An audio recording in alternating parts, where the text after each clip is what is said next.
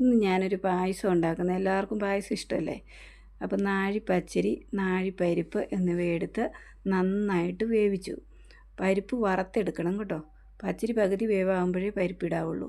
നന്നായിട്ട് വെന്ത് കഴിഞ്ഞപ്പോൾ ശർക്കര 750 ഗ്രാം ഉരുക്കി ഒഴിച്ചു.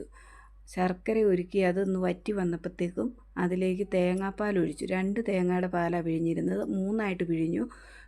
ഏറ്റവും ലാസ്റ്റ് പിഴിയുന്ന പാൽ ആദ്യം ഒഴിക്കണം. അതൊന്ന് കുറുകി വന്നപ്പോഴത്തേക്ക് രണ്ടാമത് പിഴിഞ്ഞ പാലൊഴിച്ചു. അതും ഇളക്കി വറ്റി വന്നപ്പോഴത്തേക്കും അതിലേക്ക് ഏലക്കായും ജീരകവും ചേർത്ത് കൊടുത്തു. അതിനുശേഷം മൂന്നാമത് ആദ്യം പിഴിയുന്ന തനിപ്പാൽ ഒഴിച്ചു. അതിലേക്ക് ഒരു 1.5 സ്പൂൺ ചുക്കുപൊടിയും 2 സ്പൂൺ നെയ്യും ചേർത്ത് കൊടുത്തു.